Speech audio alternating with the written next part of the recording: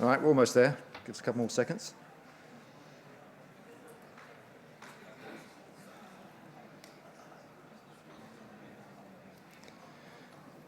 Cool, thanks for everyone turning up today. I really appreciate it. My name's Doug. I work with Bethesda ANZ over here, and none of you are here to listen to me. So we obviously have a bit of a double bill. I'll go through it for you. We're going to have, first up coming up is going to be Rich Lambert, Creative Director on The Elder Scrolls Online. He's very much going to be talking to, when you develop a game that has such longevity, goes on for years, how you deal with some of those fun opportunities and challenges around lore and stuff like that. And then once Rich has finished, he's going to jump off, and we're also going to have John Johanas, Tango Gameworks. He's a director who's behind Evil Within 1 and 2. Obviously, most recently, Hi-Fi Rush that got shadow dropped and was incredibly successful and everybody really enjoyed. He'll be talking about some of the behind-the-scenes development of that title. At the end, we will be doing a Q&A. We've got quite a bit of time for the Q&A, so don't feel that you need to jump in during the presentations. You'll definitely have an opportunity at the end, and we'll bring around a little mic so we can do that. And that's sort of it, really. What I'll do is I will leave the stage, and I will bring Rich up to take you away.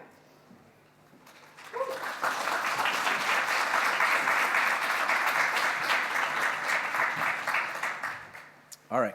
Hello, everybody. How is everybody today? Good, good. So yeah, I'm the creative director on The Elder Scrolls Online, and I have been since launch. It has been a very interesting journey building this game. So I wanted to share a little bit of kind of our process that we have iterated on over the years to build this game and also kind of keep it fresh, because it gets harder the longer it goes. Before I dig into that, just kind of a really quick overview on what ESO is. So we started developing this game in 2007. We launched it in 2014 on PC. We then launched on consoles in 2015. We are in seven different languages now. The stars you see up there are text only. And we've had over 23 million players play the game. So big game. Been in development and been live for a very, very long time. And as I kind of stated at the outset, I want to give kind of a really high-level overview. Obviously, I can't go into all the details, and it would take me ages to kind of go into the nitty-gritties, but I just kind of wanted to walk you through how we go about creating a zone and a story in The Elder Scrolls Online, and kind of take you through the entire process from kind of the initial kind of chats that we have in the outset, and then all the way through. And because I'm a stats junkie and I like stats, just some fun stats that I pulled out. So we have over 800 zones that we've built in ESO. We have over 3,000 quests, over 63,000 NPCs, and the fun one in there is over 8.5 million words per language. Spoken, I think it's over 220,000 lines of spoken dialogue per language. So really big game, and we've had to learn a lot over the years. I figured I'd start with kind of a really quick overview on our rough team structures. This obviously isn't the entire team. There's tons of other groups that build the game, work on the game, from engineering to QA to customer service to community, to the ops teams, to finance, et cetera, et cetera, et cetera. But I wanted to really dig in on the core groups that are responsible for the zones and the stories. So on the design side, we've kind of broken things out into these individual components. So we've got a content group. They are essentially the scripters. They're the ones that script all the quests. They place NPCs in the world. We've got encounter designers. They're responsible for like a lot of monsters and what we call citification, or all of the NPCs that are placed in cities and towns and all their behaviors and all that other stuff to make the worlds feel alive. We've got a writing team that is just focused on words. We learned really early on in our zone building that it's hard to find, I call them unicorns, but it's really hard to find somebody that's really good at writing words and is also really good at scripting. So we were just like, you know what? Those are unicorns. We're just going to focus. And so the scripters are focused on just the scripting. They definitely work on stories and whatnot, but the writers, the fiction team, are the ones that come in and really make things sing. And I'll go into that in a little bit later on. Then we've got the gameplay team. And the gameplay team is further kind of fragmented, but this is all of the design disciplines that aren't responsible for kind of building the zones in the quest. So this is things like the combat team who build the player abilities. This is our UI team. This is our systems team that builds all the other stuff outside of that. And then on the art side, we've broken things down in a similar fashion. So we've got the concept team. They're responsible for like high-level picture, if you will. The figure team, they build a lot of the player characters, player models, monster models. Environment team, rocks, trees, bushes, that kind of stuff. And then the visual effects team. And then down at the bottom there, we've kind of got this little grouping. These teams aren't necessarily directly responsible for building the zones, but we rely on them a lot for just zone-related things. So the creative services team, they build a lot of our videos, take a lot of our screenshots for marketing materials and things. Animation team, they're responsible for a lot of the locomotion. Some of that is segmented onto some of the other teams, but they're a big part. And then obviously outsource. Big game, tons of stuff. It takes a village, really, to build this game. So let's see, did that switch? Nope, there we go. Process-wise. So this is a giant flow chart. I'll kind of touch on each of these individually, but this is kind of the overview of our process. Right, it kind of starts at the very beginning with just kind of initial chats, and then goes all the way through to kind of the polish and when we get to launch. So what does chat mean? Chat is essentially the really early days. It takes us about 18 or 19 months to build a zone from start to finish. So this is really, really early days with Matt and I. Matt is game director and president of ZeniMax Online Studios. And we sit down and we talk a lot about kind of what we've done, where we've been, the types of stories that we would still like to tell or the areas that we would like to go to. And we try to distill a lot of that discussion into essentially one word. And that one word kind of helps the team rally around this vibe or feel. So when we did Morrowind, which was 2017, I'm looking over at Kate, she's like, yes, you got it. So in 2017, that word for Morrowind was nostalgia. So we were able to go through and say, hey, if anybody has a question, does it solve this core pillar? Does it answer this nostalgia thing? If it does, great, let's do it. If it doesn't, let's put it off to the side and focus our efforts on the other things. And so we've done that with every major update, every major chapter that we've done. With High Isle, it was Camelot. And so that mood and feel and vibe was very kind of grounded in the world. It was less high magic. It was focused more on politics and, knights in shining armor and noble houses and things like that. And so you got to see that and feel that everywhere you went in the zone. With Necrom, which was our latest chapter, we wanted to do something completely opposite to High Isle. And the best words that we could come up with were essentially cosmic horror. Like, how do you go from this kind of not necessarily mundane, but grounded in reality to something completely different? And so we chose cosmic horror because that evokes these giant threats. We started thinking about Cthulhu and that kind of stuff, and that really helps set the tone and really gets the team to galvanize around a mood and feel and vibe.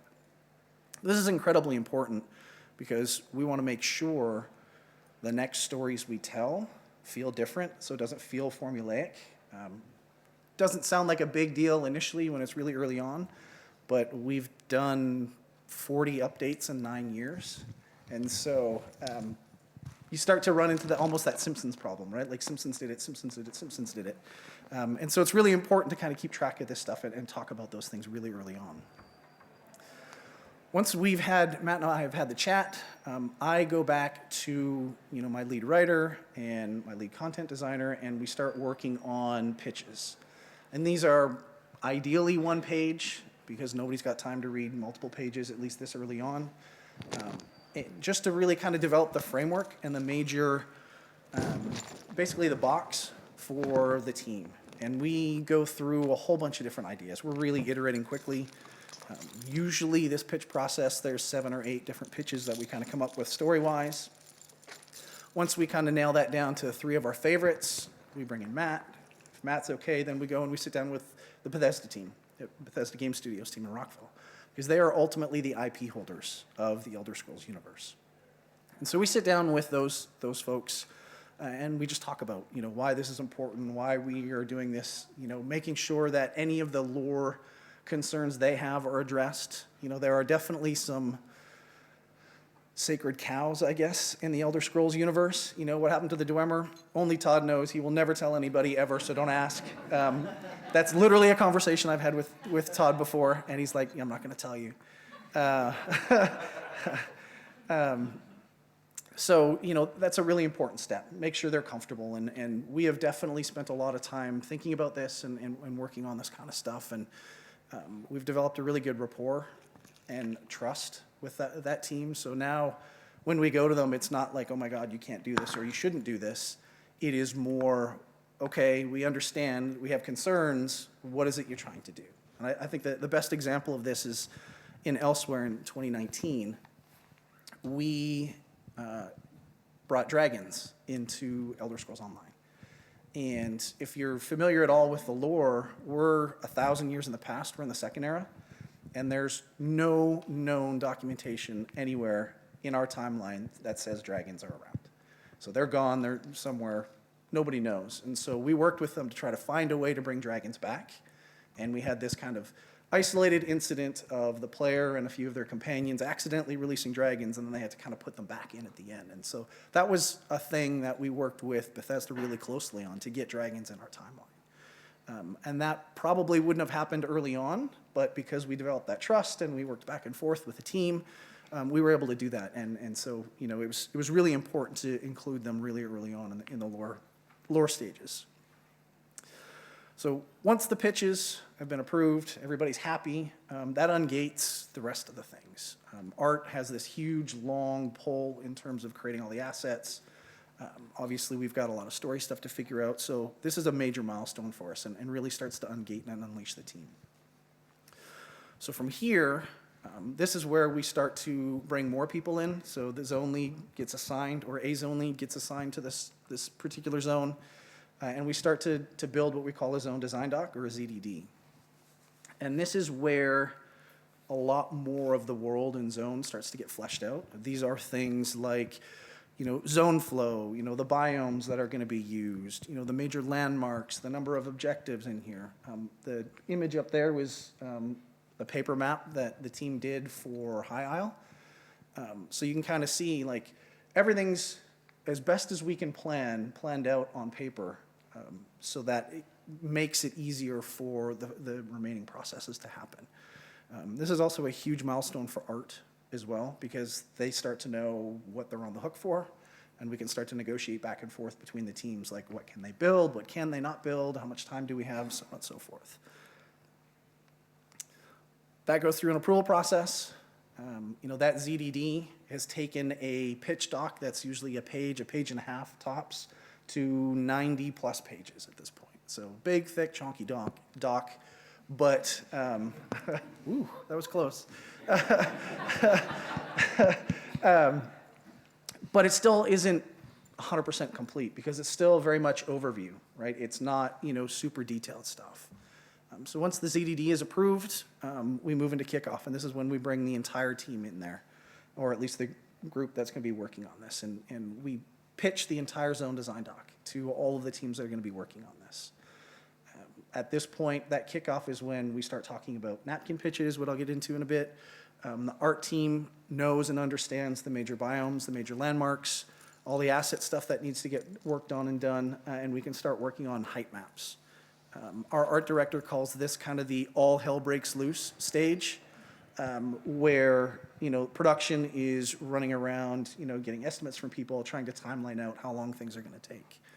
We've done this a few times, so we have a pretty good idea now, but it's been definitely a lot of work in progress stuff and learning and iteration over the time. So once we've had our kickoff, art design really digs in. This is where the concept team starts to sit in with the team and starts talking about, what it is we're looking for, the types of things that we think are interesting. This is also kind of an interesting segue into how different designers and artists generally are. Designers think in words, right? That's kind of their strong suits, whereas artists, they think in pictures. And so the concept team are this super crazy talented group that can turn words into something that all the artists can really understand. And so this is a really important process for us. We do a lot of what we call speed paints. So this is a really good example of a speed paint. This is something that a concept artist would do in an hour, hour and a half. You know, it's not perfectly detailed out, but it gives you an idea of the biome and the space and the scale and the colors and things like that. And that goes a long way to help set a lot of, you know, motifs, you know, really focusing in on obviously the biomes, but also just the Tamrielic cultures. And while this is going on, we're also doing things like rock sheets. You know, here's all the rocks that we think we're going to need to build this stuff. So this is an example of a set of rocks that we used in High Isle. We also do things like asset trees, or assets, you know, trees here, flowers, all those kinds of things are called out and are really, really important to concept early on so that the team can just go and keep building. The content team at this point is hard at work on what we call napkin pitches. So these are individual detailed breakdowns of a particular objective in a zone in terms of telling, you know, the types of stories. You know, this is our main quest time, and these are still kind of pitches, but they're a lot more detailed. We try to keep these to a page, page and a half that really lists out what the player action is, what the player learns. It's really easy to iterate on these because they're so short, and then once these are approved by myself and the zone lead, then we go into a CDD, or content design doc. And this is the super detailed, script out all of the stuff that you think you need to know, the number of steps, you know, the types of encounters that are going to be in there, any unique world building requests. And these generally go from that kind of one pager to like 10 plus pages. And we're still all in Paperlands now at this point, right? Like we haven't even gotten to building anything in Engine. We try to document out as much stuff as we can to a point. We have found through a lot of trial and error that in general, you want to be as detailed as you can be, but don't strive for perfection at this phase, because a lot of times what sounds great on paper absolutely blows when you get an engine, and vice versa, right? So you have to give yourself some time to play with stuff. Once, hello, it's all good. The lights. The lights are too bright? Yeah, a little bit. Okay. Is that Oh. better for people? Now you can see pictures? Perfect. It's a little better. So once we get out of the CDD phase and that's all approved, then we move into actual implementation. And this is where a lot of the magic starts to have. So we call this initial phase draft phase. And this is where we're just roughing in things. It might not actually be in the real space. It's probably just in a designer land space because the level designers are still working on the height map and still working on some gray box things. But this just roughs out the flow of the quest. And it's not perfect by any stretch of the imagination, but you can go in there and this is where you can actually play it for the first time and start to evaluate, like, does this stuff make sense? Are these things that, do they make sense to the player, right? You know, how do we make sure that we're moving you through the space the right way? You know, draft phase is also important because this is where we start to understand more of what the space is going to look like. You know, the content team is scripting, but the art team is also working on a lot of the height map stuff. They're working on gray box assets. They're creating alpha pockets of, you know, all of these individual pieces together. And so I just wanted to show you some of the things, you know, in terms of kind of gray box stuff. So this is a really early, you know, small batch of kind of gray box primitives that we would have to build a city, just to kind of rough things out. And then we move into, you know, a little bit more finalized gray box things. This is, you know, kind of block world where we're trying to establish footprints so we know size and scale. While this is also going on, we're working on maps to really lay out the cities and how important it is to call out all the individual pieces so that we have a really good understanding of where players are going to go and what they're doing in a particular location before we spend all the really difficult and time-consuming time of putting it together. Sometimes these work out really well, sometimes they don't. Again, well-laid plans, but it's important to kind of do those things. and then start to iterate and review. So I wanted to include this because this is an example of one of the things we do in kind of our art review sessions is, gray box world, you've got a bunch of primitives, you've got a bunch of pieces. The level designers put them together as best they can, but sometimes they just don't work and they don't make sense. And so, the art director will see that stuff and go, hey, I don't like the fact that these pieces are here. We should knock those faces off, right? If we can't, because we don't have the pieces, we'll create a piece for that. And eventually we go from kind of those initial kind of rough blockout pieces that I showed you to a little bit more complete a set. So we do a lot of Lego type stuff. There's definitely bespoke assets, but there's a lot of kind of taking pieces and I call it kludging, but that's probably really rude for the art form that this is. Cobbling is probably a better term, right? Where you're cobbling together all of these assets to make something really cool. So that's a really important part of our process. And then I mentioned alpha pockets a little bit earlier, but this is an example of an alpha pocket where the world builders are taking all of kind of the textures, the terrain textures, and putting them together to see how they fit. They're taking some of the biome assets that have been created and placing them so that we get an idea of how all of it's going to look when we move into the full-on production of the zone. It's way easier to create a small alpha pocket than it is to build an entire zone and then try to review the entire zone. So this is another really important step, when we're doing alpha pockets. Next step in the process for us is first pass.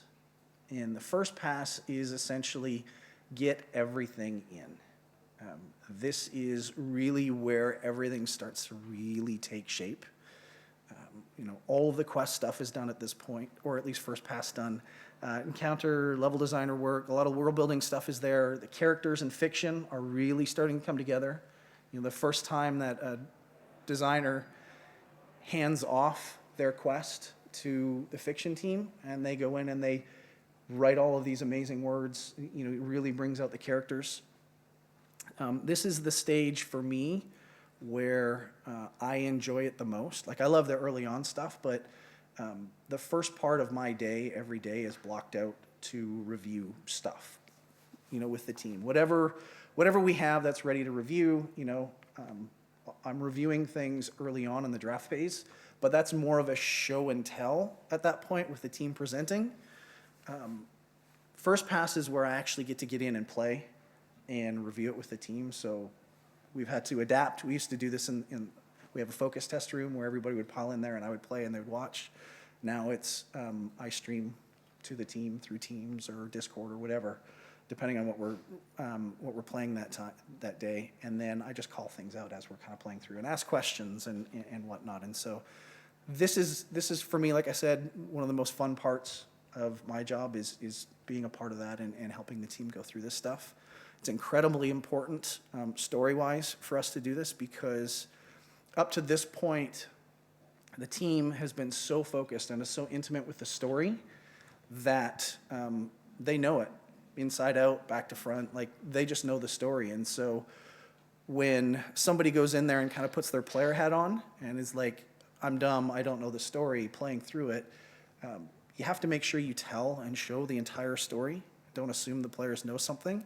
So we catch a lot of that stuff in this phase when we're going through and playing it for the first time. First pass also sometimes results in some unique assets. The art team goes through, CJ, who's our art director, will call things out. Hey, it would be cool if this village was a little bit snappier, or, hey, we don't quite have the assets to do this. What could we get? What do we have time for? And so we will get some unique one-off requests this is an example of one of those, kind of quick concept pieces, quick speed paint, to kind of really establish that mood and tone. And then we're moving in kind of the next phase, and this is kind of art reviews. First pass is when generally the art is mostly done, and they can start reviewing it. And so CJ and team have regular meetings where they create punch lists of, like, these are all the assets that look great, don't touch them. These are the assets that don't look great, fix them, add them. CJ is definitely a part of the review process early on, but because his focus and forte is on the art side, when we're looking at designer art, when we're looking at, rough block stuff, he's not necessarily as focused as he is at this point in the art reviews. At this point, we're moving on to second pass. Second pass is essentially done for us. Everything is as shippable as we can get it, and we're bug fixing, and we're tuning, and we're polishing at this point. This is generally when the effects team and audio teams kind of get to come in and work their magic. They've had all these requests, and they've been working on this stuff, but a lot of times the assets aren't in a state where they can start attaching that stuff without having a lot of rework. And so they come in and they start to do their passes in here. We are locked text-wise. It takes a long time to order the scripts and record all that stuff and get it all mastered and put back into the game. So second pass is where we try to lock things as early as we can. And then we move into polish. Once we've kind of finished our second pass, everything's handed off to QA. QA's reviewed things. We're bug fixing. We're getting the VO back from the recording studios, and we're doing timing, polishing passes. Sometimes actors' lines go a little bit longer than. We have a tool called RoboVO that just essentially just reads out the words. It's like Siri or whatnot. We put that in there to do a lot of initial blockout timings for our theater scenes and whatnot. Sometimes we have to go back and readjust those based on how long the lines go or whatnot.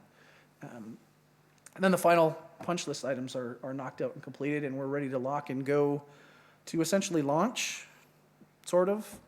We go to the public test server. Usually we're on PTS for about 6 weeks. That's a regular weekly cadence for us where we're fixing bugs, we're adjusting to player feedback. We get a ton of player feedback on PTS. And once we finish that cycle, then we move on to launch on PC.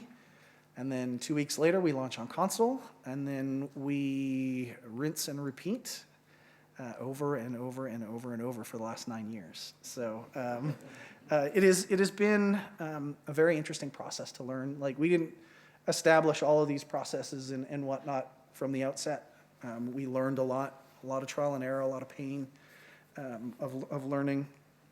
But we've gotten to a really efficient point now. Like I said earlier, we have done, I guess it's as of November, we will have done 40 major updates in 9 years, all without really crunching the teams, all without missing dates. There's a lot of planning. We play a lot of leapfrog with the teams. But it is something that I'm really proud of team-wise, just how much we've learned over the years, and how much better we've got at planning. So thank you for listening to me drone on for a while. I'm pretty passionate about this stuff. It's pretty cool to be able to be a part of something like this since 2007, and kind of see things grow and change over the years. So thank you. And next, with a really cool segue, I'm going to bring John up, and he's going to talk about some really cool stuff that they learned creating Hi-Fi Rush from scratch. Thank you, sir. Great job.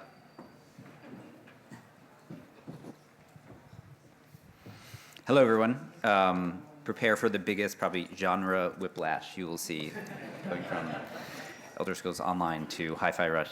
But it's really interesting to see. I just saw that presentation for the first time, and you'll see a lot of just general approaches to game development that are similar yet completely different depending on the game we're making, which is also kind of what I'm about to talk about. So it's just kind of cool thing I saw for the first time. So let's dive in.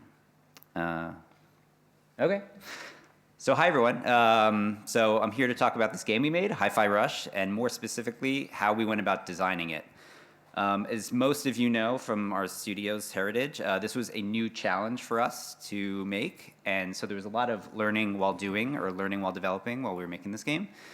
But I think the biggest thing that we came away with at the end was that we basically had to totally reapproach how we designed games in general when we were making this game in order to make it work how we wanted it to. So looking back, it's pretty strange, but we say that we actually developed this in a way we call backwards, hence the title of this presentation. And just for reference, this kind of assumes that you know what this game is, so if you haven't played it, I apologize in advance. But also there is some musical terminology in here, so but hopefully nothing too complicated. So just so you're aware of that. But before I get into this, let me give you a brief overview over who I am. So my name is John Johanas, and I've been working at Tango Gameworks as a game designer for about 13 years. I joined when the studio started. I think it was about the 21st employee at the studio, and I had no prior game design or development experience at all. So basically, I was doing a lot of learning while doing when I joined the studio. And the projects I worked on before were The Evil Within, which I did game design and level design. And then after that, I worked on both story contents that we did for the game, The Assignment and The Consequence, where I was not only the director of the projects, but also was the story and scriptwriter. And following that, I was the director on The Evil Within 2. And then, when I finished that, I worked on Hi-Fi Rush. So again, I was the director on this title as well. And to clear up what a director does at Tango, because depending on the studio, director might mean a lot of different things. For us, it's essentially a creative director and game director in one role. Now, that being said, I was pretty hands-on for this project since we were a small team for a long time. So I also did the story and I wrote the script. I did level design, even gray boxing and putting things together in engine. I had my hands in all parts of the game design, including being in charge of about half the game's boss fights.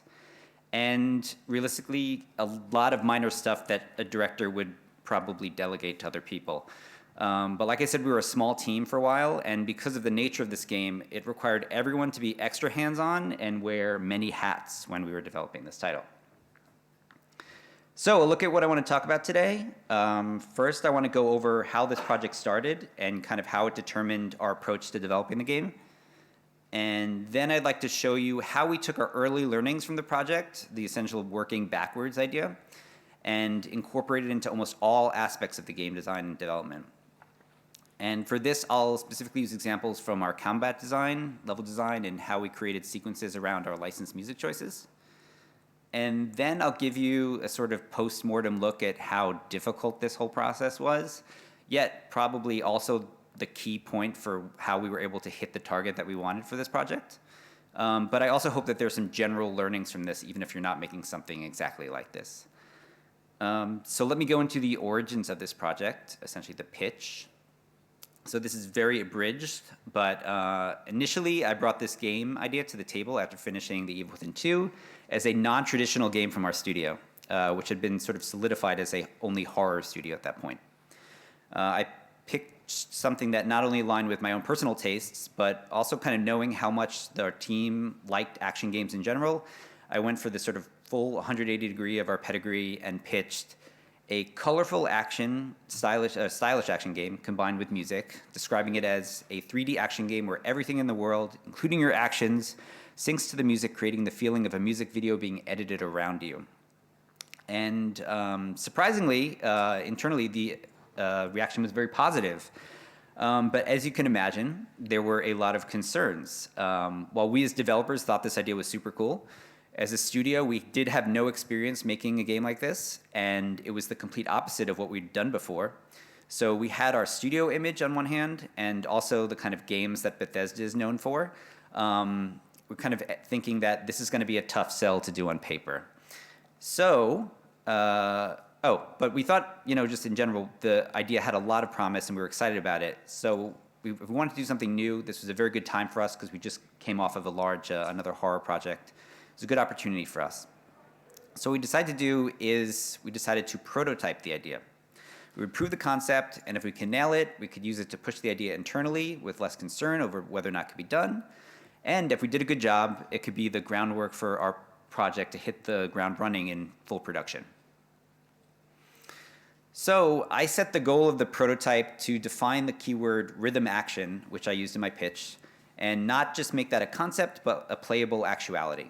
So kind of a quick rundown of what our prototype was that we made. We had a team of just 2 main devs, myself and a lead programmer, with some assists by animation, sound, and VFX, kind of towards the end of the production. The whole dev time was about 9 months, and we wound up with a 10 to 15 minute playable demo, which fleshed out the core concept, focusing mainly on combat, but also included some touches on general tone of the game and visual nuances like how the world would react to the music. But important thing is that there was no art involved at all in this stage. It was completely done with gray assets and everything like that. So it was just gameplay focused. And since the game actually came out, this is kind of a spoiler in some sense, but for the presentation, but this was successful in all aspects. The project was okayed for full development as it proved the concept of rhythm action as a fun and understandable playable experience. But luckily, it also did as I hoped, which is set up the fundamentals for how we would approach designing the full game. So what were those fundamentals? Well, what I imagined rhythm action to be was having gameplay actions synchronize their impact with the music beat, which in terms of musical terminology is a quarter note interval. So in my mind, it made sense having the hit land with the music as it would make the impact of the action feel stronger. But not only that, it would also reinforce synchronization with the music. And just from a purely sensibility angle, I just thought it would be really awesome. The core idea was that if you were the star of a music video and you look at any music video or movie or trailer or anything that does something similar, the hit of the action always lands with the music, giving it that extra power or oomph. But we weren't making a music video or a movie. We were making a game. So there lied an inherent problem because in action game terms, gameplay, specifically technical action gameplay, is really based around the input of the player. And the gameplay response is usually a result of that. So I was looking at the result I wanted the player to feel, and we had to figure out how to make a game that somehow gave that player that feeling when they could input actions whenever they wanted. So what I designed with our programmer during our prototype phase was the foundation for the game, which was this sort of work backwards approach. So basically, we started with what we wanted and figured out how to get there. The solution we came up with was to interpolate all aspects of gameplay, regardless of player input, to synchronize with the music. And what we did is we used the sound system Wise to take music data playing in-game, and then we converted the BPM into a tick that the game would use to define where the beats were, which would then we would use to interpolate animations and actions to run in coordination with that tick, which was generally a quarter note interval, to drive all aspects of the game. And we called this the Rhythm Synchro System, or RSS, which basically meant, hey, don't worry about where the beat is, we'll find it, and then we'll make it sync it up for you without having to worry about it. And so essentially, as developers, we're assuming that the player will not press the button on the beat, but we're going to create a system that works backwards to ensure that we cover for player error so that the intended result comes out. And I'll kind of show you how this works with an example. The example being the player's basic one-beat light attack, an attack that takes one quarter note or beat from input to the attack landing on the next subsequent beat. The goal being that no matter where the player inputs their action, the attack will always land or hit on the next quarter note interval. So here's like a very crude timeline for quarter notes and their subdivision and eighth note. And in this situation where I'm going to show you, we have essentially just timing, where the attack, again, was designed around taking one beat from input to impact. So in this case, ideally, the player would input the attack on the beat, and the impact would happen on the next beat. And so we don't have to interpolate anything. This is the best possible situation. But realistically, this won't always be the case. So let's say, for example, the player puts their input late, which would be a little bit after the beat timing. So in this case, we would speed up the animation so the impact would still land in the same place. The animation is exactly the same, it's just slightly sped up. And the same goes for the player pressing the input early. The animation would be extended to land on the beat, again, but the impact timing is always the same. So in this process of looking for sort of player inputs and assigning the correct impact timing was always constantly happening on the back end with our RSS system. And this logic actually worked for what we call passive inputs, for example, like animation loops like running as well. And to show how this process works in-game, this is a debug footage of showing how it kind of just works naturally. And before I play this video, and I'll kind of talk over it a little bit, just for reference, you can see in the bottom left corner the BPM, which is now 120. So that was kind of like our default BPM, and we would adjust off that. And I'll kind of talk as this is going. So you can see everything in the game is moving to the beat, and we decided where actions were hit. For example, the player's foot would always touch the ground on the beat when moving. And now we're going to basically slowly increase the tempo of the song, and everything's just going to naturally sync up to it.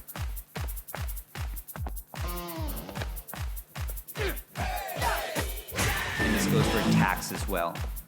And we're going to go like super fast right here, which is faster than anything actually in the game.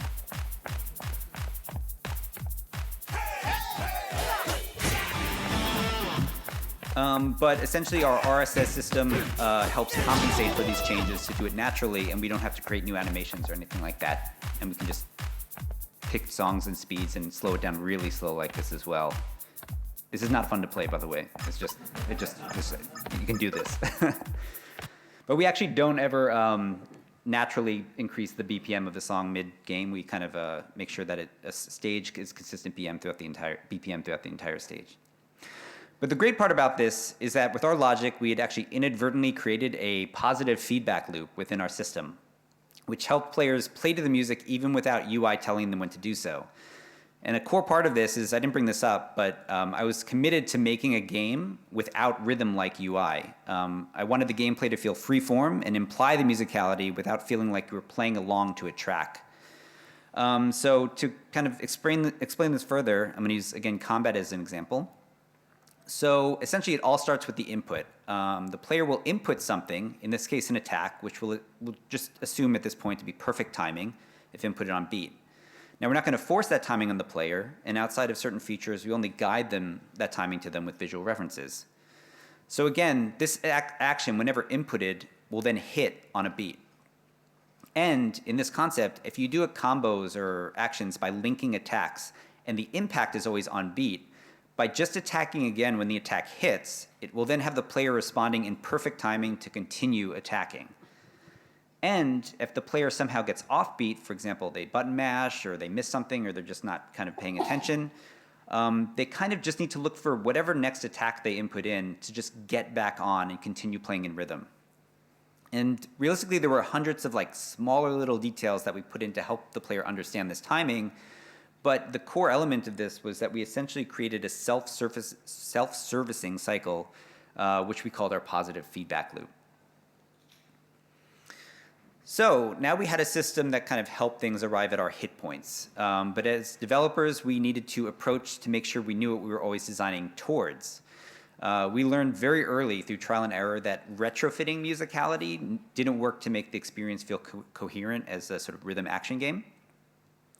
So we applied this approach of thinking from the hit, then retrofitting all actions within the game development cycle. So essentially, we needed to think of where every action would hit musically, and then we would create features around it. The music or beat would continue regardless of what the player would do, and we can't change the music to match the player, but we can assist the player's actions to match with the music. So we had to adjust our workflow. So almost every aspect of the game was synchronized to the music, and we needed to know what musical timing we wanted to hit. So sometimes it would be a single beat, sometimes the beginning of a measure, sometimes a specific part of a song. We always identified what was the ideal timing that we wanted things to occur, or that hit to occur, in gameplay.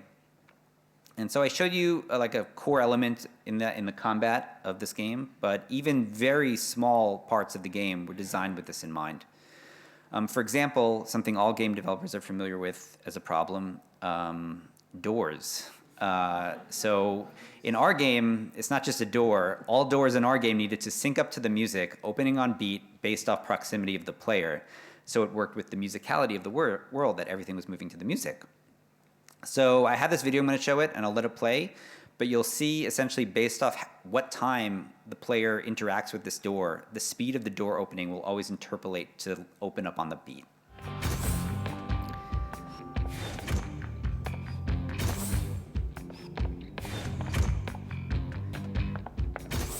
And we have this debug menu at the bottom of the screen that's scrolling, that's showing musical data. And we have lots of commands that we inputted there to make sure that the ideal timing, which in the doors case would be the complete open cycle, would finish to land on the beat. We'd have little notifiers there, so we would be able to know, oh, it's working correctly, it's hitting correctly. And so that was an example of kind of something that was used multiple times throughout the game. But then we had one-off bespoke doors. I'm on this door topic for a while, but we called these event doors. And this one I'm about to show you needed to sync up to the first beat of a measure to transition music tracks. So I'll just let this video play.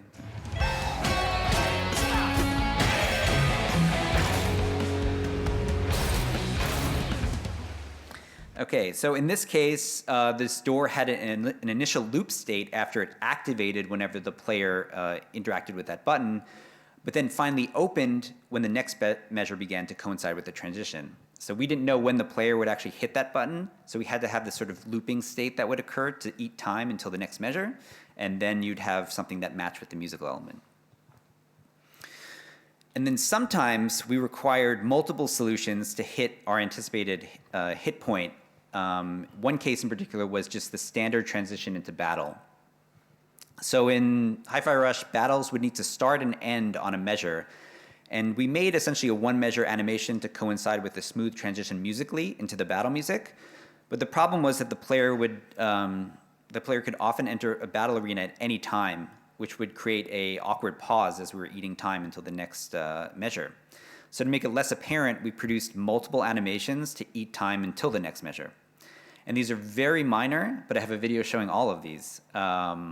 So it starts off first with the ideal situation of the player entering exactly when we would theoretically hope them to, with no rest in between the transition.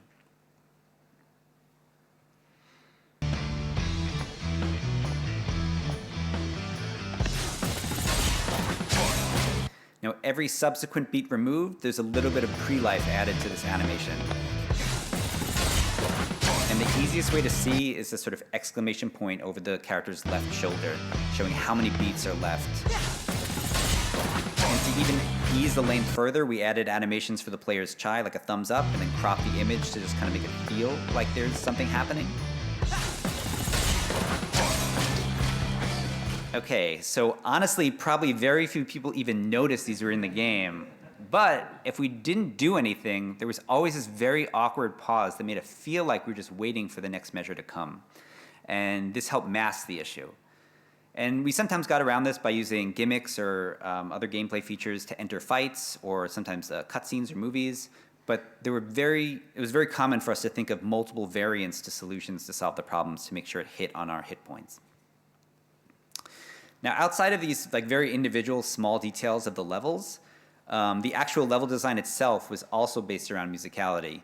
Our approach to level design was focusing on musical peaks and valleys, which were a starting point before even grayboxing. So I will show you a level design document for our game, which looks like this. So this is what we would call a stage mood graph, and it's in Japanese, so I apologize for that. But essentially, we had story beats and event beats that coincided with musical points that we always wanted to hit in the level. And we would almost always model them around actual song structure. For example, choruses were fights and verses were the in-between platforming sections. But these mood graphs would give us these impact points or hit points, like I said before, in our level goals, which we would then work backwards from before we even started laying out or grayboxing our levels. So it's very important to identify what the player was sort of playing into and making sure that we were working backwards, that everything was synchronizing and adding up to hit that exact impact point that we were hitting. And then if we want to take this version of this level design that we have and take an extreme example of this working backwards approach, it was whenever we had to use licensed music. Because our stance on licensed music was that we wanted to pay tribute to the songs we were using, not just use them as background music. So these sections were essentially reverse engineered around the song so that gameplay would sync up with it in all aspects. And for sections that included this, we had boss fights where phases and actions were determined by the structure of the song, as well as specific rhythmic patterns of the song dictated moves or attack sets. And then we had, me scrolling too much. Okay. Then we had full stages, which were, again, made completely around the structure of the song and were by far the most complicated thing we had to do in this entire game. I have some examples coming up that I personally designed to explain how we approach these sections. But first, when I say pay tribute, what do I mean? So this would mean, again, that we literally design these sections around the songs as if it were a music video. We'd break apart the song, analyze it, and then bring gameplay and event beats into the song, not the other way around. And this required an even more intense production. And so for the first example, I'll use the first boss fight of the game against a robot named QA1mil, which we use the license track 1 Million by Nine Inch Nails. So if we break it down, we always started with a general image or idea of what this boss fight would entail, including story beats or just general sort of gameplay ideas. But once we kind of locked in what song we were using, we always thought about how we were putting it towards the song instead of the other way around. So the first thing is we would take the song and break it apart, identifying its structure and laying it all out. We'd identify parts of the songs that could be looped, which meant longer gameplay opportunities, and some parts that could not. And then we would put it all in a timeline and assign where we think what gameplay would be where and what in-game events would occur where. We took our initial ideas for the fight, like general attack ideas and phases, and how they could match the song feel at different intervals. Cutscenes and story beats were tied in here to the music to not only be fun, but also further reinforce connection with the song. And after we had that general layout defined, we would then go into specifics of each section. Cutscenes were comparatively easy since they were set mostly to establish lengths of the song, but playable portions had to be broken down to ensure the song was always syncing up appropriately. So here is a visual breakdown. Again, I'm sorry it's in Japanese, but this is a flowchart of just one phase of a boss fight, showing how it would progress based off how the player's progress in the boss fight. So the idea was to prevent the song from awkwardly changing, we identified sections that needed to play out, like lyrics. It did things like gate boss HP so that song structure would be kept if the player played too well. The opposite was if the player was taking too long, we factored that in by thinking of looping sections and multiple looping sections to keep the song in the same phase without making it awkward or like a broken record feel. And again, this page is a visualization of just how we broke down the lyrics into different sections, and also just, like I said, one phase of a boss fight, which each phase of each boss fight was individually and uniquely designed. Nothing was reused, because each song was different, right? So then next, we would then comb through the actual musical audio data, or stems, looking for rhythms that could be used for certain movements or attacks. At this point, we had general ideas for how the boss would fight, but it was usually at this point where we would finalize the rhythm of these attacks and how they would come up. So in general, we followed the approach that specifically tied attacks would happen exactly when that section happens in the music, which would be dictated by cues set up in the song data and then determined by enemy AI. And I have a good example of one here, but because of fun music licensing restrictions, I can't actually play the music. So I can just play the sound effects, but here's my attempt to show you this feature in action.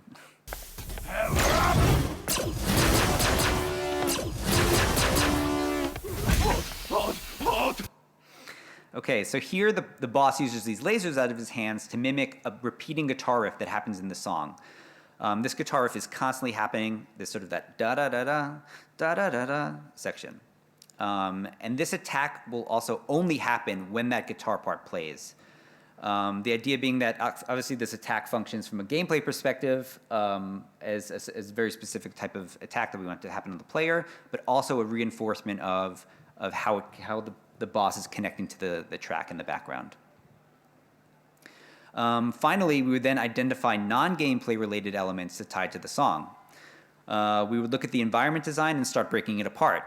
We would identify things that could pulse to match the song's BPM, or things that could flash or move to specific melodies. And then sometimes depending on the song volume or changes in mood, we would maybe change colors or change just the orientation of the objects. And there were a lot of other things that just connected to various parts of each individual boss battle. And again, we're all unique and bespoke to each fight. Because the idea is, if we're making a music video, everything needs to sync up for it to feel that way. And so this was our basic approach. Some stuff worked and some stuff didn't, and we were constantly iterating to find what matched the song times and expressions perfectly. The key point here is that we rarely, if ever, change the initial structure because, if you remember, we're always working from an existing song that we couldn't change or didn't want to change.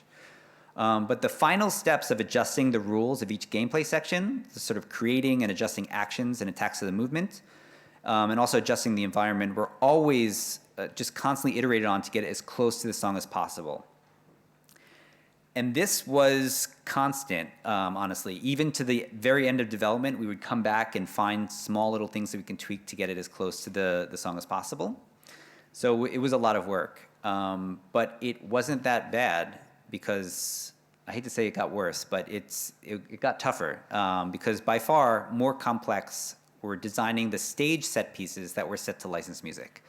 Since these incorporated a lot more freedom in how the player would be able to move around the levels, we needed to do a lot of work setting the foundation and thinking of how the player could theoretically get off a song, and then how do we sort of create situations that we can resync them to the music. And so for this example, I'll use a section in the late game that has a large sequence of our hero Chai and the whole cast of characters sort of chasing down our main villain and eventually fighting a giant robot to the song Whirring by the band The Joy Formidable. So in general, the process was a slight adjustment to the 5 steps we had in the boss battle. Stages usually required an additional factor of working in major story beats and how to compensate for player freedom in a stage. And this stage in particular was actually the most complex one in the game because it had to involve how we were incorporating multiple characters sort of coming in and out and matching the music to make sure that it hit this sort of climactic finale in the end. So the first stage was actually the same as the boss fight, where we did our initial breakdown of the musical sections of the song and how they could theoretically be split up into gameplay. And then next, we would combine them with story beats of what we wanted to achieve in the level. And we would end with another level design document or sort of flow chart that looked like this. So again, this was also even before touching what the stage looked like or the scale of the level or anything like this. This chart dictates how every section of the stage would match the song and hit everything from both the gameplay and story perspective. I know it's in Japanese again, sorry, but you can see the whole level broken down by parts of the songs. You see verses, you see choruses, post-choruses, and even the bridge was sectioned into 8 separate sections that we thought we can divide into different gameplay opportunities. And after all this, we always had to think of like the impact timing that we were hitting were these connecting points between each section. And that's what we were always putting as our hit points and then working backwards to think how we're going to get the player to match up with that. And I would note that this alone was an absolute logistical nightmare that took tons and tons of time to even get it to this phase. But honestly, if we didn't do this, there was no way realistically I think that this level would take the shape. I think if we took each phase and just kind of made a game and then made the next one, it would feel disjointed and again not match the feeling of the song and also not be a good level either. So the next steps were similar but adjusted again for it to be a playable stage. We would have our ideal ways to sync up the player between sections to that impact timing that I mentioned. And this was, again, much more complex because of player freedom and required, similar to the battle transitions, lots of additional timing variants that the player could, theoretically enter at any time, and we had to think about different sequences that we would create to make sure things synced up.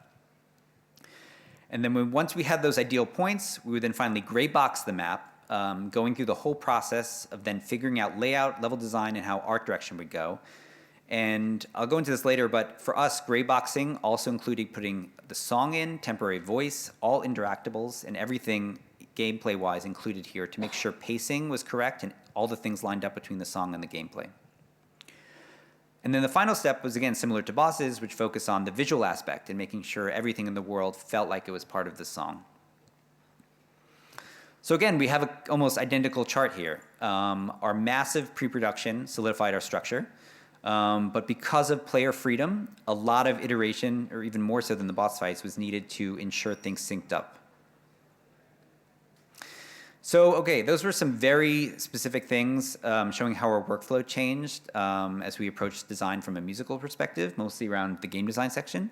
But as I spoke before, this sort of workflow adjustment extended to almost every section of our team. And so kind of some quick notes on some major changes to different sections. For example, our animation team, to ensure that animation was always synced appropriately, we would animate all actions in intervals of 15 frames as they were our beat markers. And longer multiple beat animations were always keyframed on beats first to identify key silhouettes, and then the animation team would then go back and fill in the blanks to complete the animation. And our animation lead, kind of made a cool graph to kind of show how this looks in practice.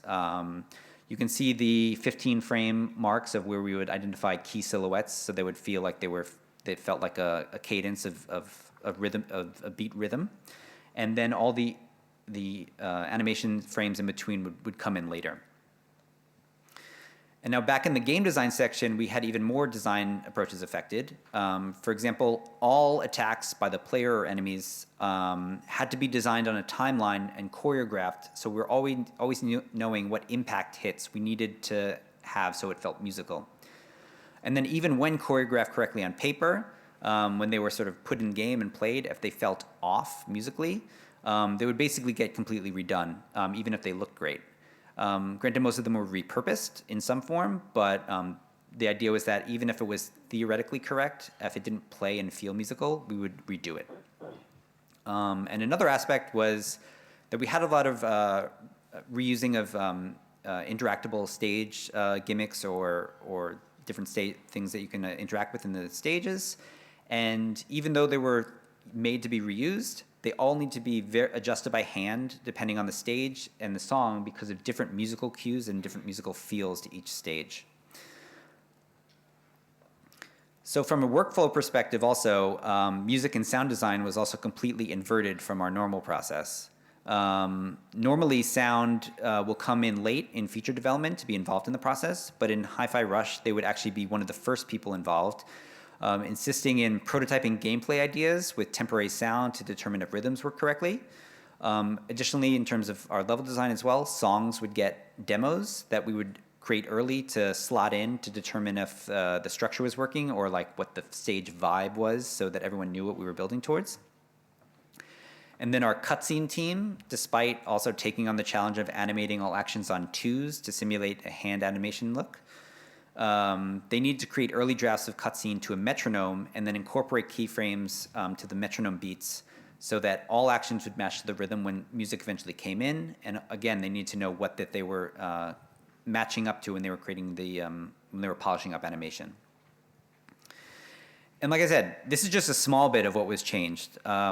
It required almost every section of our team to rethink what was needed for ensuring that what we were making wasn't just enjoyable as a game, but was a game that was syncing up to the music.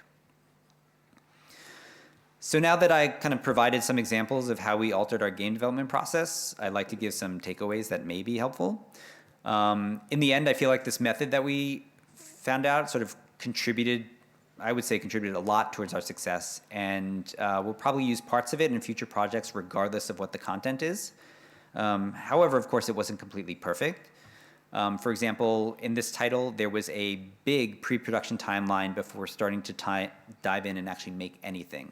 As you saw from the licensed music section, those were especially long, but everything had a lot of onboarding before things were made. Now, and also while we did have a lot of pre-production, because it was so sort of set up to be intertwined with the music and the gameplay, once all the pieces were in and close to complete, it was very hard to make big sweeping changes. Now, granted, luckily this was compensated by the fact that we did have the long pre-production, so the odds of something being something unknown coming up as we were making something were minimalized to its lowest level. And another thing was that almost every part of the game, like kind of mentioned before in the game design section, even reused assets had to be custom tailored to each section of the game. So BPM changes, song nuances being conveyed, even using similar gimmicks or similar gameplay features required a lot of sort of hand tweaking and adjustment to make sure that they worked correctly. And then there was just an insane amount of detail management, making sure that everything in the game moved to the music and felt correct. While of course we did have everything automatically synced to the music on the back end, sometimes music isn't always logical, and balancing gameplay with music required kind of combing through each section over and over again to fine-tune details and the smallest things to make sure that it was intertwined with the music playing. The reality that if it wasn't perfect, it wouldn't feel synchronized, and the perception of the game world being set to the music would be broken. But there really is no perfect pipeline for any game, I think. And while there were challenges, a lot of it worked. And some of the benefits are things that we actually always strived at Tango to have when making our other projects. So, for example, for Hi-Fi Rush, we always had a final goal that was communicated to the team members, giving us a blueprint to work backwards from right at the start. It's often in game development where you have members working forwards without a clear image of where things end, and so you have things like scope creep come in. Next, I did kind of discuss this earlier, but with that blueprint, we focused first on getting everything in and playable, especially our key features, which were usually our impact points and how they work with the music. The goal here was that we're always taking anything that could be conceptual, which sometimes musicality is, and making it real, so any lingering questions from the team were answered in gameplay form. Which leads directly into the next point of that by having an early version of our game running with temporary yet directionally close assets, iteration was much quicker and allowed us to expand on some ideas or narrow focus on others. As we locked in ideas, polishing was much easier to see and focus on, and direction was less likely to be misinterpreted. And also, sections would be able to polish or iterate on ideas freely because they always knew what they were making. But all this really meant was that the image of what the final product became clearer to the teams at a much earlier state. This was a stark contrast to our previous projects where you had a lot of that vision kindly coalescing at the end and people finally seeing it in the last parts of development. So here we were able to some way reverse the late dev worry of, is this all going to come together? And instead replace it with an early dev worry of, how the hell are we going to make this? Now, I may be looking at this with some rose-tinted glasses in some parts, but honestly, this was a unique approach that was built around the game that we were making specifically. So some general takeaways, again, but the first thing I would say before all of this is that we all know making games is hard, but in this project, because of what I mentioned before with the musicality of everything, there was essentially a logistical nightmare of making this game and making sure that everything synced up. But luckily, we had a strong vision that was mentioned early on, like I said, with a prototype that was conveyed to the team what we were making. And also the team really bought into the idea of the project. They really wanted to make this, and they wanted to devote a lot of energy to it. So they were willing to do it even if it was hard. I would think that this project would not have worked if we just had like the vague idea and we were just figuring out as we were developing the full game. It probably wouldn't work. But even if you aren't working on a music-related action game, which many of you probably aren't, some takeaways from this approach would be that we all have design pillars when developing games, and if you have a very clear and identified pillar, it's very common to use them for reference. But for our development, we recalibrated ourselves to change our pipeline around a single one completely.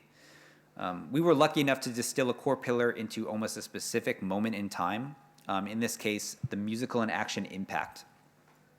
And realistically, the more likely the deeper the pillar is ingrained in your process, the harder it is for your team members to ignore. So if it's possible to distill your key pillar into something that everyone can work around, it will likely be ingrained in all aspects of your game. The next one may depend on your game workflow, but it was invaluable to us to take what we thought would work, that sort of initial buy-in from the team that we said, let's go ahead and make this, and then just kind of go headfirst into putting everything into the game fully in a rough form. It's very common for team members to doubt or suggest changes to an idea while it's still in pitch phase or it's a conceptual phase. But once all the pieces are there, it's easier for them to give better concrete feedback and hit the goal of whatever you're making. And lastly, it would be the willingness to relearn all aspects of the work despite your experience. What opened up our eyes a lot was really stepping out of our comfort zone and taking on the challenge to basically relearn game development. We approached things with our learned logic, but we couldn't get overconfident in our skills as this was something that was new to basically all of us. So for us, we found a good mix of being humble and flexible with these new adventures, but also not forgetting our experiences and thinking about what we did before when thinking of solutions to problems. But realistically, there is no right way to make a video game in general. There's no science, and it's really just kind of figuring out of what works for you and the type of game that you are making. So sometimes you have to look at the game from an overall development perspective, and even if it's a strange idea, like for us, it was literally working backwards, it's really just to find out what works specifically for what you're making to make it work. And that's it. Thank you for listening.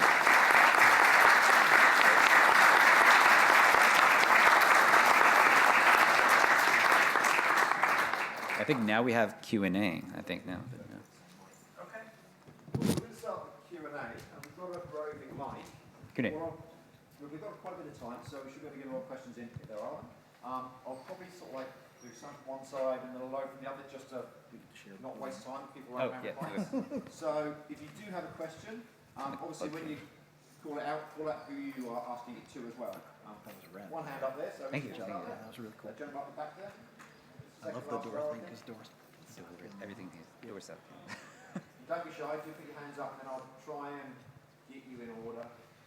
Hi, I'm Matt Hall from Hipster Whale. Sorry, I just a bit of a technical question, but with regard to dealing with television lag, like how did you deal with that when you obviously have a lot of televisions out there with a lot of delay before syncing the image and the picture?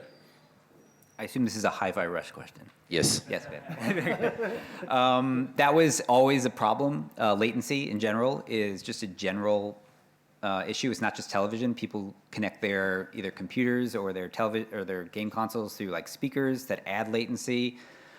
Things like just using features like Dolby Atmos will also add latency. And normal music games are made different, where they're kind of put on a grid, and they can adjust the visual and audio things to match that. But because of how our game was developed, where actions were happening, in the back end, and you had to react to that, we actually couldn't do that. So we did have a system. We do have a system that adjusts for lag in the sense of, if we can tell that there's sort of naturally late inputs, we kind of extend the window. But there's only so much that we can do, so we added a latency check feature, which was able for you to determine on your own if your setup is basically causing an insane amount of latency and telling you whether it was good or not. And unfortunately, that was the best thing that we can do. I think that was something that we always, from the beginning of the game, we knew that we wanted to implement it, but by the concept of the game, it wasn't working well.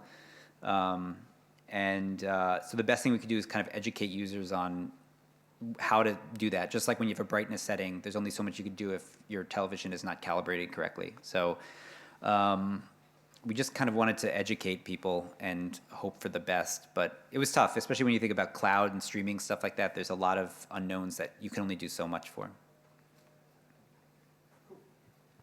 Hi, this is a question for Hi-Fi Rise, but also for Elder Scrolls version development.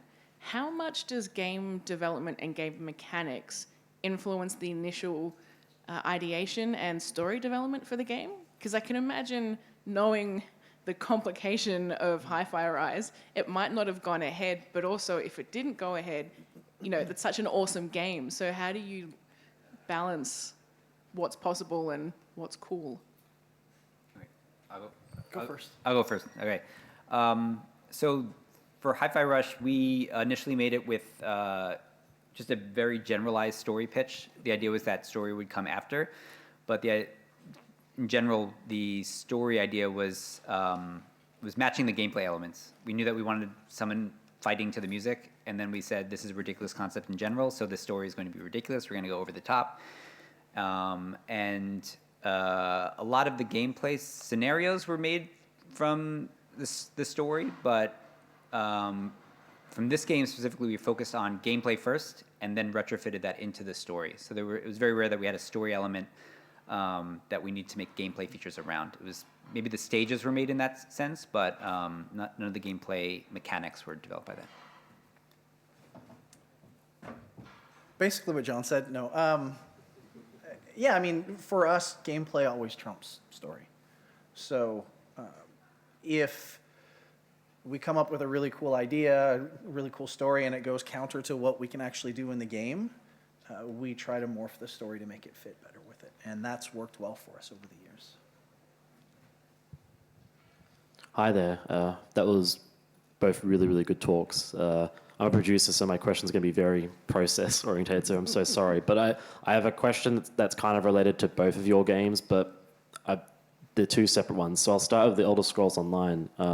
I've done a lot of content dev cycles in games, and you go into a lot about that in your talk. I was wondering, and it's obvious you've iterated it many, many times, but I was interested in hearing about early on when you started the Elder Scrolls Online, how challenging it would have been to get into the process of being regular especially as people are creatures of habit and like to make games in the way they've done in the past. And then for Hi-Fi Rush, because you obviously were challenging the process of making games so much, how did you find changing the way people make games early on? As you said, just like the Elder Scrolls Online, it went through so much iterations to get to a point where it was.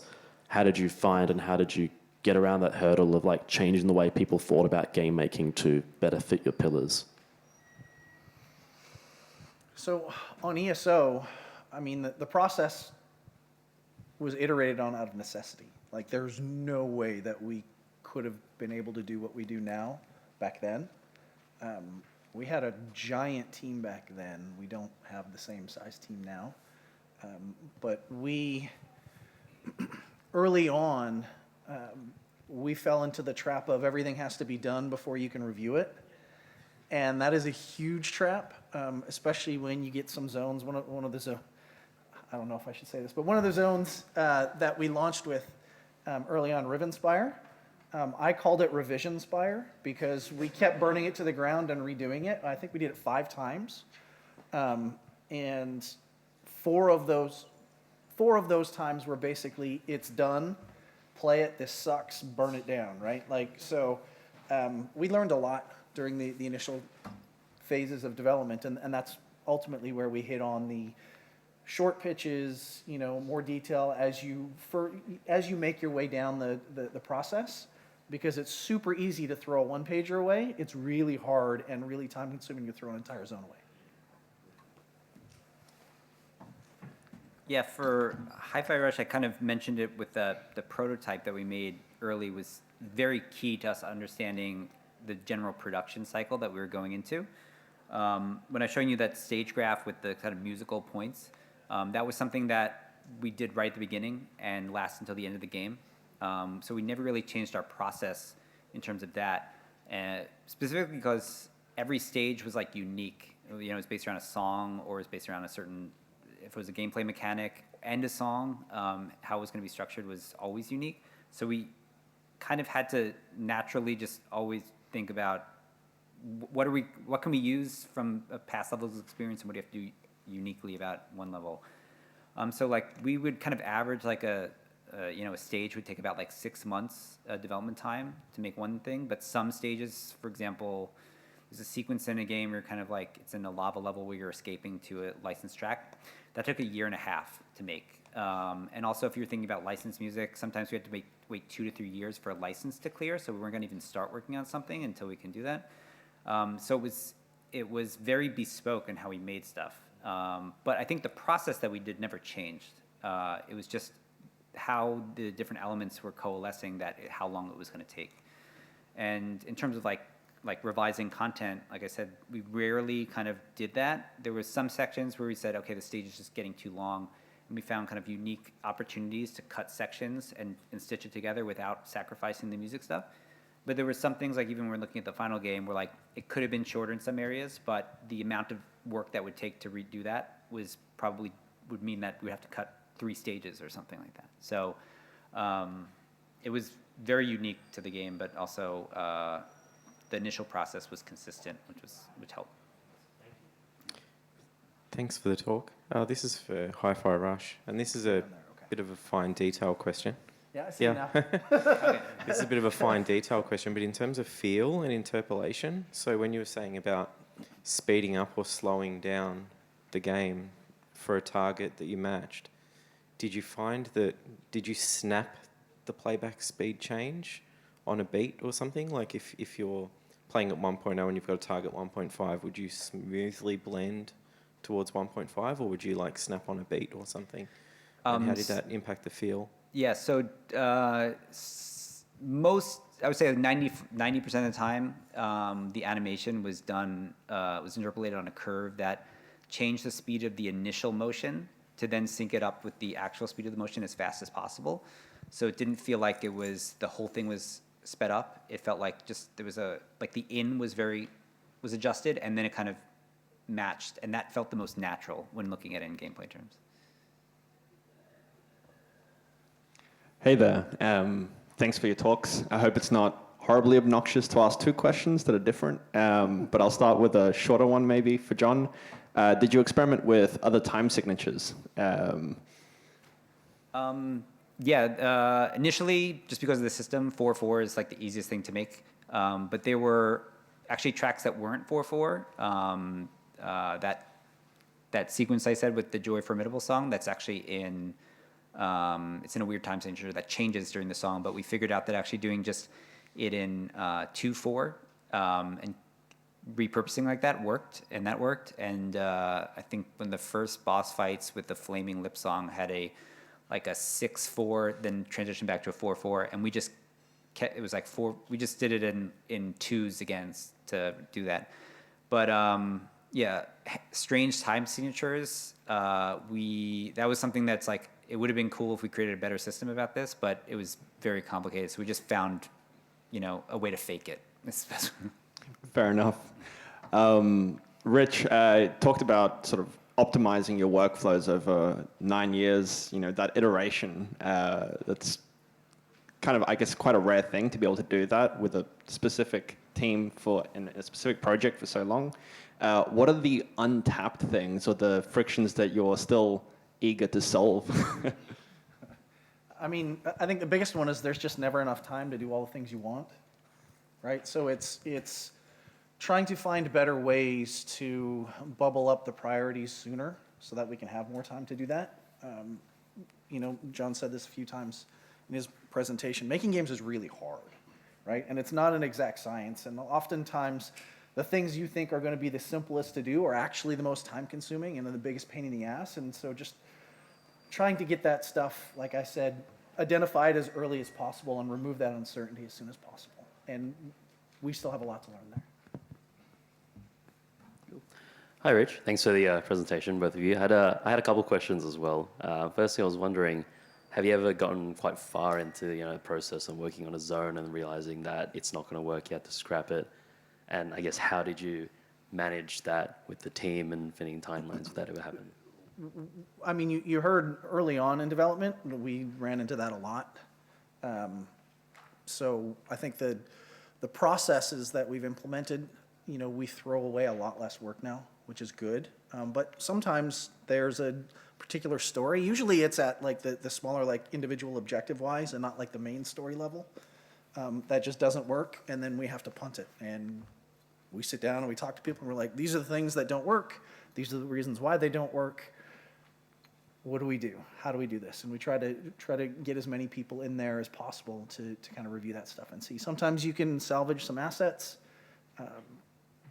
Sometimes you can't. So it's just kind of case-by-case basis.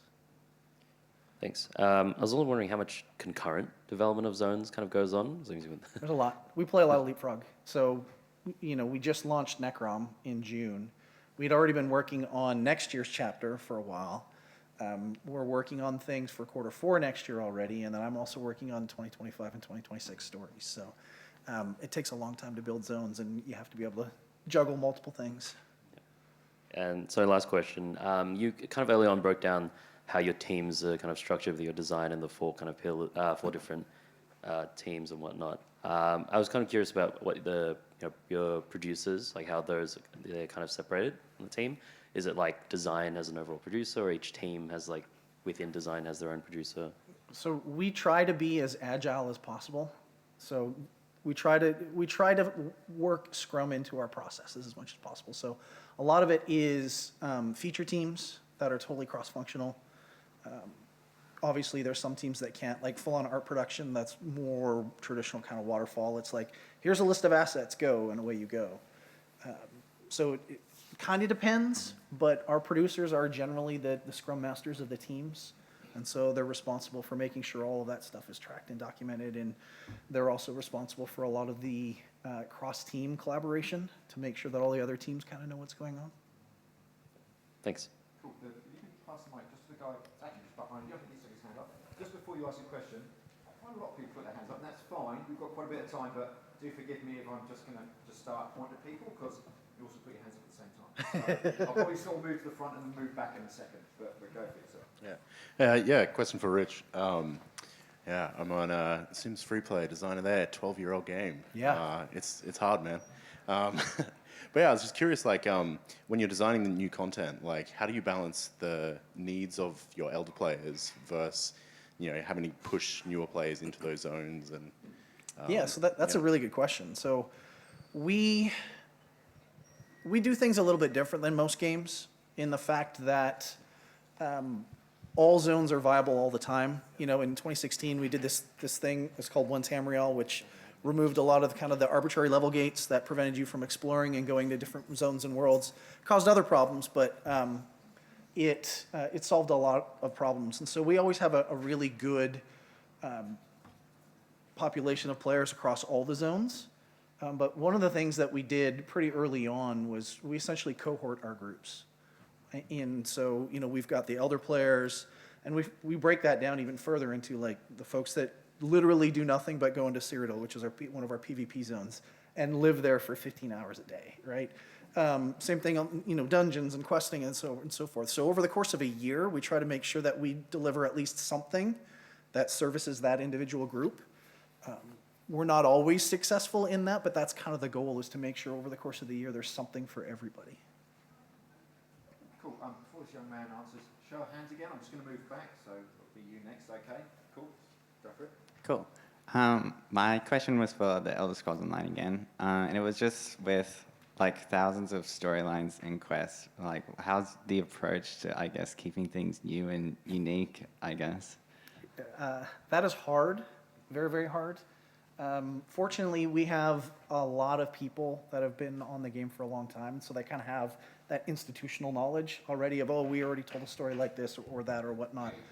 But it is hard, right? And what we try to focus on more than anything else is just the individual characters and their backstories and their, right? Because we don't have this kind of omnipotent dungeon master that says this is how things work, the Elder Scrolls lore and stories are always told from multiple perspectives. So we can revisit a story, just tell it from a different angle or a different perspective, and that kind of gets us some legroom and wiggle room in there. But it is hard, because you oftentimes run into, hey, wouldn't it be cool if we did this? And we're like, we did that 3 years ago, right? Or we did that at launch, or how do we make it stand out? Hey, so I got one for John, one for Rich. So on Hi-Fi Rush, you already touched a little bit on sort of like the difficulties of the kind of the legal side of licensed music. You mentioned at one point you actually had stems. Like, was there a whole challenge in just the like convincing properties to let you rearrange their tracks to like pull them apart and kind of get that out, because they all sort of have to be on the same page there. Like, how'd that go? Yeah. Well, I'll just blanket statement. Never, in general, don't ever consider casually licensing music. It is a terrible, hell-like experience. It takes a long time. But yeah, this was tricky for us for many, many reasons. One, like you said, we didn't want to just use the song. We needed to take the data and adjust it. So when we were asking for permission to use a song, we were very explicit on how we were going to be used.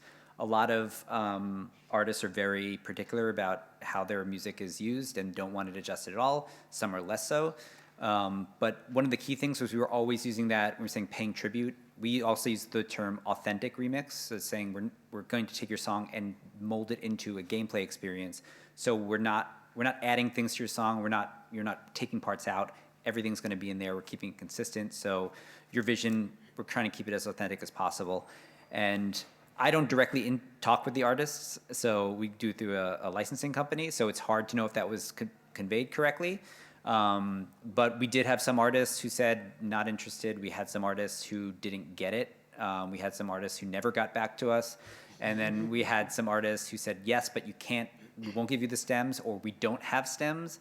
And which meant sometimes we couldn't use the song because we needed the stems to actually make the game. And then, but we were surprised that basically every song that was used in the game was on the initial shortlist. So there were a lot of artists who I was surprised were actually cool with the stuff being used. But luckily there wasn't a revision process. Like, we didn't have to send it to them to make sure that they were okay with it. The only one unique situation was we had one song from a Japanese artist called Number Girl in there. And we reached out to them directly because they were in Japan, and we showed them the game, and so they knew what they were getting into. And then when we did it, we actually invited them back so they can see it in its final form. And it was actually kind of crazy because he was like singing to the song while I was like playing through it, and I'm like, this is the weirdest experience ever. But so it's a very tough situation in terms of that, but but the bottom line is it just took a lot of time and convincing. But the one thing that was really hard was that we had to keep this game a secret until it came out. So we were very coy on how we were explaining the game and making sure that they couldn't accidentally leak it. So that was also tricky. Yeah. Thanks. Okay, so Rich, the whole, iterating the process over 9 years, that's like, in the best of worlds, that's already pretty difficult in game dev. How was the shift to free-to-play, like, changing the way you guys made content when it kind of came to the new model? Because that, at the time, was certainly unique, and I kind of feel like a lot of people, or it's not as unique now. I think maybe it's was like groundbreaking at the time, but that presumably also shifted priorities, the order of events, and kind of the way that whole episodic structure kind of does things. Yeah, I mean, the business model change was a challenge, right? It's technically we're buy to play, so you buy the game once and then you never have to pay for it, and then we also have an optional subscription. So that started us down the path of, okay, like, how do we make sure that players feel like there's a value for subscribing? How do we make them feel like they're getting value for their next purchase? You get a lot of luxury when you are a subscriber only type game. You have this recurring revenue, so you can kind of plan around that. When you don't have that, you don't. And so, there's a lot more emphasis put into, well, how do potentially microtransactions work, right? How do we find that line? And one of the things we decided really early on, and this was, written on basically every whiteboard in the office, was do no harm. So we wanted to make sure that there was no power conveyed with anything. Everything that we, went down the monetization route was convenience and cosmetic. So an example of that, for those that don't know, we have a bunch of skill points in the game that you can collect, either through leveling up or running around the world and collecting them. But it takes a really, really long frickin' time to collect them all, and there's a ton of them. So one of the convenience features we put in there was the ability for you to be able to buy these on alternate characters only after you've collected them all on one character, right? So it was a time-saving thing rather than I can just go out and buy power. And that has worked really well for us, is just having that line drawn in the sand, do no harm. But it took a lot of convincing, but it ultimately was super successful for us because we just had a ridiculous number of players come in. And so it was kind of economies of scale at that point, where people that were kind of on the fence because it was a subscription-only game actually came in and tried it. They're like, yeah, okay, $50, whatever, $40, I'll buy it, I'll play it, and then I can have this forever. So it was a good thing for us. Hey there, just a couple of questions for John around Hi-Fi Rush. With licensed tracks that drive entire stages and set pieces, they're obviously incredibly important. How did you go around identifying the shortlist for those tracks and which tracks were going to have that impact? It was really just songs that I liked, and I just put it in. I love it. Best answer ever. Yeah. I mean, I think that was like a early on thing. I think, you have people, for example, from a marketing or different business sections saying, you should use this song because it's popular, it can drive users. But I just made a short list of songs that I personally felt passionate about, I thought worked with the type of game we were making, and also just in general, the game we're making, you're seeing the song and saying, it just feels like I can connect the scene to that. And there were a lot of points early on where I put the short list together and people heard it and they're like, I don't hear it. But then when, again, you put that initial version with the game into it, that's when people started buying in and saying, okay, I see it now. Okay, cool, let's add this in to make sure that works.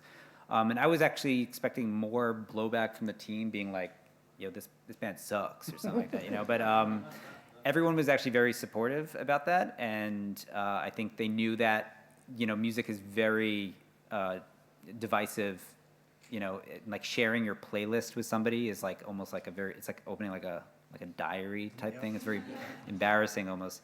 But basically throw all that away, and I think everyone else on the team knew that as well. So they kind of saw that, okay, let's just go with, a specific vision that at least the director has, and it'll create a complete, vision in itself. So it doesn't feel like this was made by 17 people. That felt weird. And when designing mechanics, did you have to have any considerations for players with different levels of musical knowledge? Yeah, so that was one of the first things that happened in the prototype phase. So I grew up playing music. I play a bunch of instruments, and our lead programmer, I had to teach him what a time signature was. And we were getting people joining the team where I say, okay, this happens on this beat. And people would say, what's a beat? And then we would get people who were very musically inclined, who were like drummers. And so there was skills all over the place. So we had that taught very early, where I was thinking of like, oh, what if the player inputs to this triplet like concept or something, or a dotted quarter note here, and people just weren't figuring out how to playing it. And that's where we distilled it to its basic, the very simplest thing, which was, I was thinking back to, if you ever go to a live show, and people like music, but not everyone's a musician, and you see a song playing, and it's very often that the artist will start just clap their hands to the beat of the song, and almost everyone in the audience, they can do that. So the idea was, okay, let's just make it the simplest, like one beat attack. It was the first thing that we did, and then let's do 2 beats, because it's just the idea of like wait a beat, and then the next one. And so that kind of defined our just basic 1 beat and 2 beat. And anything else was determined to be like a high skill level action or something like that. And normally that also meant that let's put some timing help to tell the player what to do with that.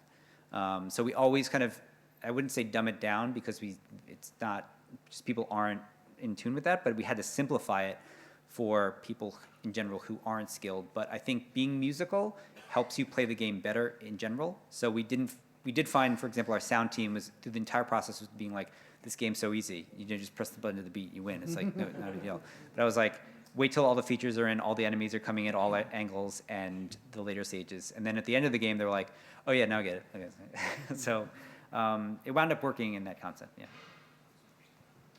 A couple of questions. For Rich, I think a lot of people I know would have a lot of dread over working on one project for 9 years.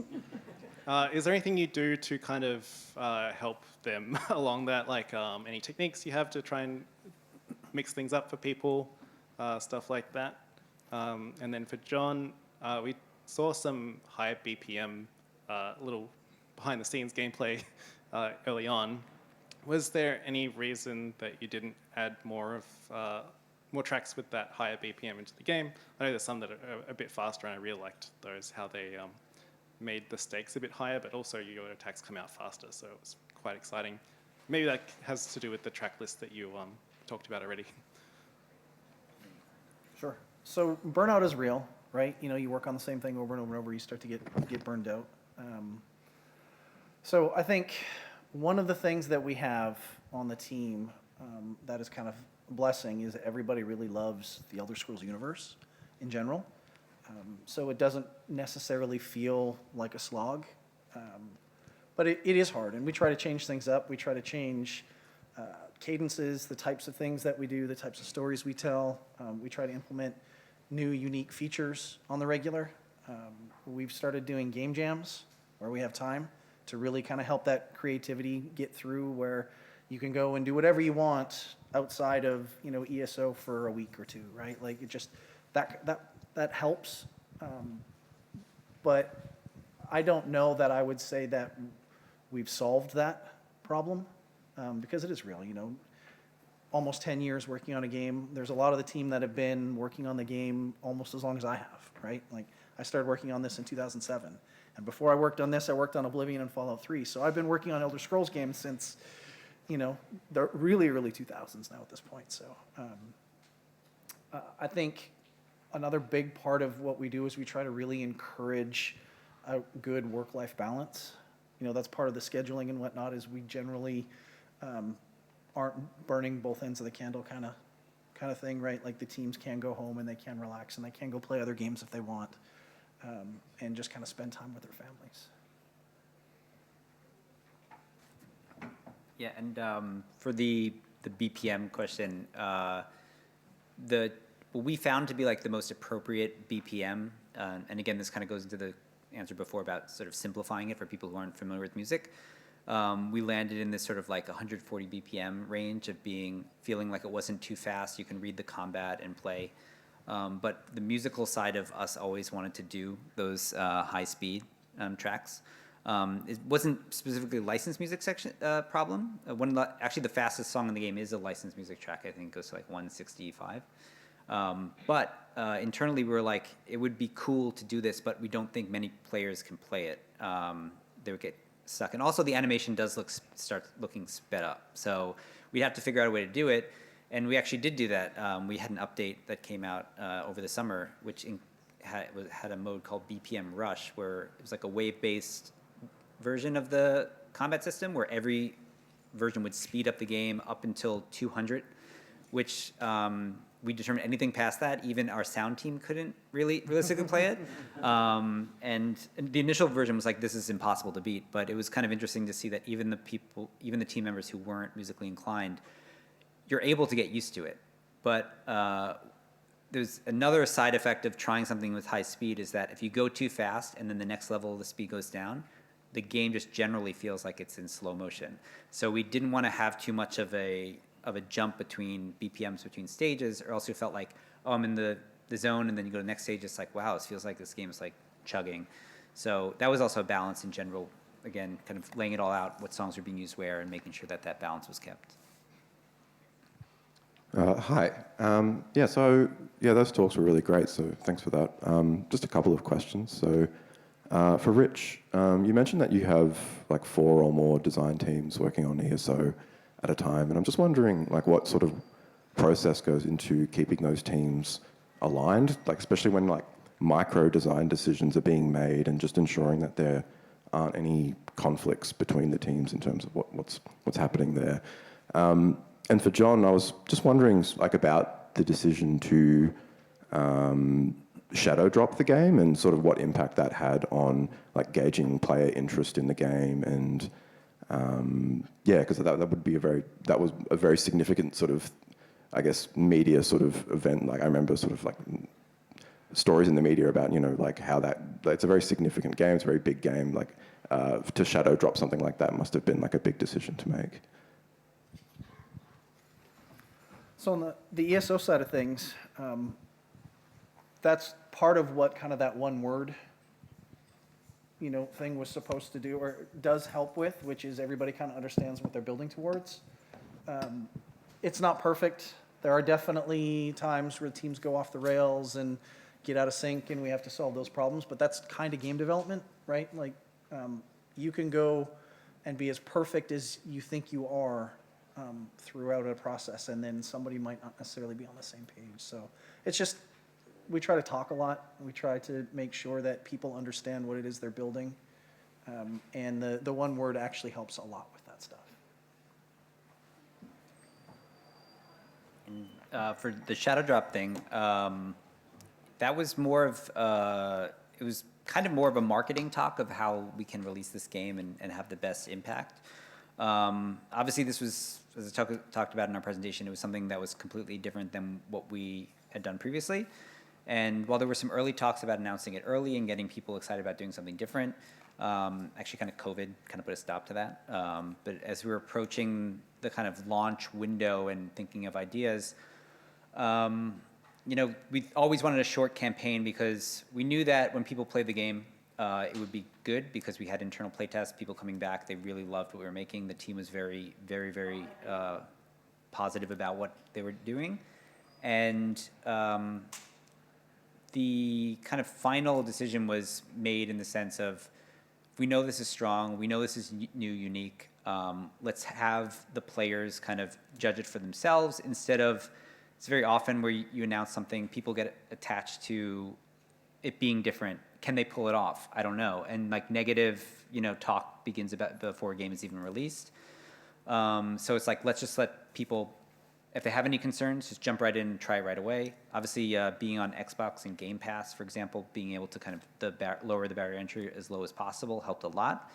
But a lot of it came down to sort of the confidence that we had that the game was good, and we're trying to think of all the ways to prevent theoretical negativity from showing up, which I think worked well because when you look at the people who play it, the response is incredibly positive. So in a sense that worked, yeah. Well, I think that's where we're going to wrap up today. Thank you all for coming on. I hope you really enjoyed it. Really appreciate you turning up. And of course, a big thank you to Rich and John.